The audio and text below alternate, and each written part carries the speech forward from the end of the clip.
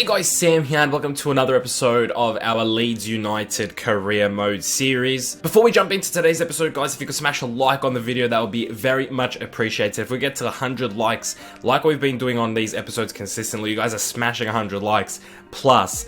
Go ahead and leave a like on the video. It'd be absolutely fantastic if we could do that again. The results of the poll from last episode are in, and your guys' man of the match was actually Berardi, the left back, earning your guys' praise, which means this is how the Billy Bremner award is actually looking at the moment. I said Billy Bremner in the last episode. That's what I thought it was because I didn't really look at it properly. I apologize, that is my mistake. I should have done better, so I do apologize, but it is fixed. Now, the Billy Bremner award, and he gets 2 points because he was your man of the match. I decided to give 1 point to Cooper. I thought he was a rock at centre back. He picked up a goal as well, which is great for a centre back, so I decided to give him the 1 point. But we cannot waste any more time, guys. This is a chock full episode. So many things to show you guys, so many goals to show you guys. So without further ado, let's take a look at the highlights, see what happened, and then we'll get into our featured game of the day. Okay, today's highlights are brought to you by... I don't know who should sponsor this.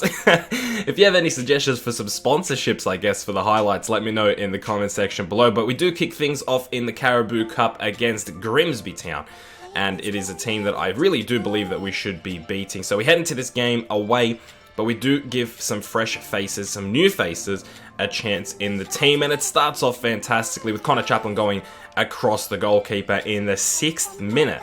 We're up 1-0. And I really just wanted to give everybody else a chance. It was a complete rehaul of the team. I wanted to give as many people a chance as possible, and I wanted to see what people were made out of. And someone that was straight away making me a very happy guy and getting me very impressed, actually, was Chaplin. But oh my word, O'Kane with a hell of a finish on the volley across the goal. Are you serious? O'Kane, are you for real? I cannot believe what I've just witnessed. Look at this volley. That is beautiful. You would never get that in FIFA 17, guys. That is a hell of a finish. Look at the ball move.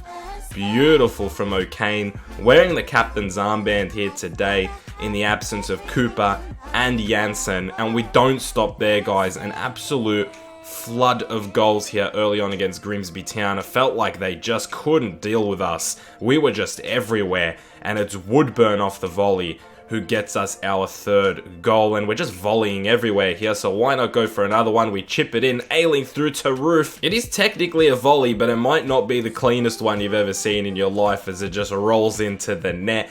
Grimsby Town come out in the second half, and their manager must have given them a spraying because they come out and yeah, they do get a goal back, unfortunately, which is a little bit embarrassing considering how bad they've been, but it is only just 1 goal in the grand scheme of things, and we probably came out in the second half snoozing. As soon as that goal went in, we replied Kmar Roof with an effort that gets past the keeper, making it 5-1 here, and he gives a little bit of a bow. How nice, what a gentleman Kmar Roof is. As we go into the 90th minute here, though, Grimsby Town want to have the last laugh, so they do go for one last attack, and it is a well-worked goal, and Barrett gets the last goal of the game, making it a 5-2 win to Leeds United. I mean, not something that you would hear every single day, especially not in the Caribou Cup, but we will take it. And there it is. End of the game, 12 shots, 8 on target with 60% possession. It was a comfortable performance for us. And as you can see on the left-hand side, Roof with 3 points added to his Billy Bremner award tally. Chaplin picking up 2. And O'Kane, despite his fantastic volley, was only able to pick up 1 just because of how good Roof and Chaplin were. Going to the next game, back in the championship, we host Preston North End, and that is the lineup that I fielded. More of a stronger lineup, I would say, probably more towards what the first team would look like. However, the highlights start in the second half, because this was a boring game, and Preston North End made it very boring. Although they did have a couple of chances, Vermeil there with one of the best ones.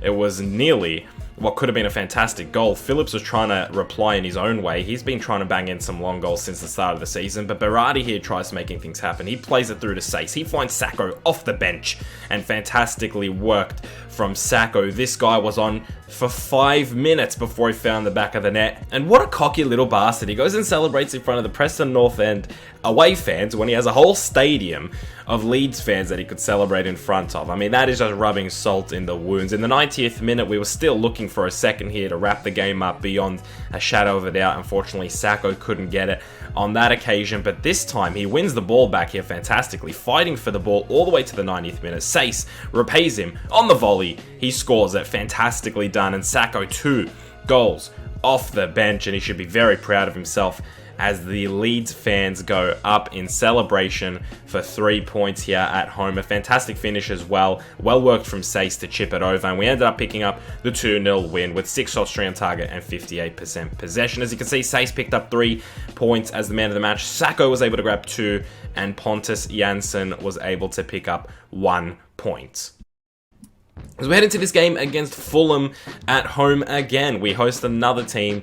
The lineup looks very similar. A few different changes this time. Ayling coming in, O'Kane, Borthwick Jackson, Woodburn, and Saints as well, or Saints. Man, having 2 people with Sace and Saints, it's not easy, guys. Let me tell you, it is definitely not easy. But Fulham, we're not going to make this easy as McDonald gets through on goal, and he puts it away. No mistakes.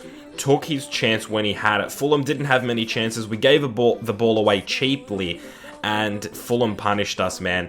It was the one chance they had, really, I would say, throughout the game. Pontus Jansson nearly brings one back, but rattles the crossbar as we head into the second half here, trying to fight back against a really well-structured and really sturdy Fulham, who should have been 2-0 up, if not for the efforts and heroics of the right-back Ayling.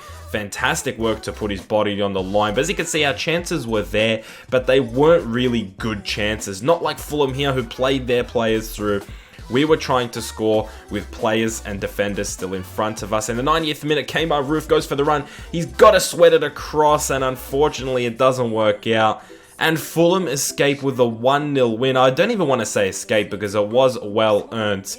O'Kane picked up 3 points, Jansson with 2, and Ayling with 1. You couldn't really credit any of the attackers. And that brings us to our feature game of the day here, coming to you from the Stadium of Light against Sunderland. One of the teams that I personally believe we will be challenging for the top of the table. They've started a bit iffy in the championship in real life, but their squad in FIFA surely should be good enough to challenge or be thereabouts for promotion in the championship. I believe they will be, so this is a fantastic test for us. Coming off of that loss against Fulham, which was a bit unexpected, we're now on the road and we're trying to pick up as many points as possible. So let's just try and do this. Let's just try and grab as many points as we can. The lineup that I've decided to go and try and get these points. Connor Chaplin is up front, and I think that's the only major change, to be honest. I've decided to give Chaplin the nod ahead of Lasoga, a bit more pace up top. Phillips over the top. That's a fantastic ball into Hernandez. Puts it on his right. He's trying to find somebody in the box. It falls to Calvin Phillips, not Kevin Phillips. I'm going to try and get Kevin Phillips out of my head. I was subconsciously calling Calvin Kevin just because I'm so used to Kevin Phillips. Finds Ronaldo Vieira. He puts it through to Sace, I believe is how you pronounce it. Said a couple of people in the comment section. It goes to Alioski. He's going to go out wide to Ayling. Is there an option here? Maybe if Lasoga was in there. Oh, Vieira trying to take the role of Pierre Michel, but unfortunately he was offside. Paddy McNair now. Through to Vaughan. Good little touch from Vaughan there. He puts it out to McGeady. Got to look out for him. Good work from Ayling to defend that. Great work from Ayling. That is fantastic. By the way, do any of you know how to get rid of this arrow here? Because I've tried clicking the right stick. Apparently that's what I thought it would be, but it isn't. So, what a touch from Hernandez. But does anybody know how to get rid of it? Because it's annoying me. Alioski now. A bit of room to play around. He gets past Oviedo with a nice little touch. He's got some room here. Who's he going to find? Connor Chaplin's in the middle. Oviedo with a great recovery. Unfortunately, we can't make the most of that opportunity. Alioski's looking dangerous early on. McManaman to McNair. McNair hits the post. I wasn't expecting Paddy to hit the post from near post shot there. I was not expecting it to hit the upright. My goodness, keeping us awake in this game. To Vaughan, back to Paddy, and Paddy is looking dangerous. This man wants a goal. Sace now. Connor Chaplin, that's the run I want you to make. I want you to hit those holes. Chaplin across goal, and what a save from the keeper. Keeping Sunderland in the game here at the start of the second half. Berardi with a second opportunity, and the cross goes begging. But what a start this is to the second half for us. Oh, good ball through to McManaman. This could be dangerous. Pontus Jansson stands his ground and gets the ball, stops the corner as well. What more can you ask from Pontus Jansson, seriously? To Phillips. Calvin Phillips now just steaming forward, gets past a player. Alioski whips it in, far post. Someone's making the run, and it's Adam Matthews cleaning up the mess. I feel like we're knocking on the door here, and Sunderland are willing to open it. We just have to push it a little bit. Ronaldo Vieira through to Calvin Phillips. Phillips to Sace. He's going to go out wide to Hernandez. Lasoga, you got to get yourself readily available in a crossing position, or maybe we don't need him. Good save from the keeper again. He's doing a fantastic job. McManaman through to Meyer. He goes over the top, trying to find Vaughan. He does find Vaughan, and Janssen was there with him. If he got past Janssen, he would have been one-on-one with the keeper. Alioski, nicely done to head that down to Hernandez. He probably doesn't have the strength to handle Kone. So he gets it to Alioski. Alioski to Phillips. There's a bit of room here between the midfield and the defense. Sacco now, fake shot, through, onto his right. Sacco all the way. Sacco one-on-one, and in the 90th minute, it is Sacco, our impact substitute. This man is making his name off of impact substitutions. Great work from Sacco. It's 1-0 to Leeds in the 90th minute. The Red Sea of that Sunderland wall just parted, and Sacco just ran through. Where was the defense? And I feel bad for the keeper more than anybody, because he's had a fantastic performance here today for Sunderland, and there's just nothing he can do about that. 1-0, and surely the game-winning goal. Get in there, Sacco. Sunderland aren't dead yet.